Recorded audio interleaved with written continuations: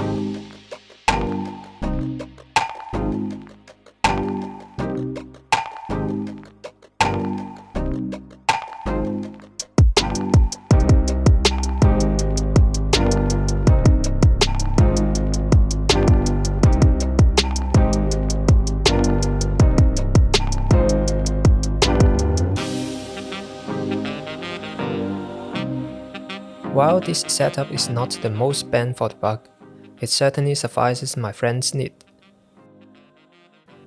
I must say the GPU prices today is quite terrible and there aren't many options for my friend's budget. However, this setup leaves some headroom for my friend to upgrade in the future. Let's hope that the PC component prices will drop soon. Alright, that's it for today. Thanks for watching and see you in the next video.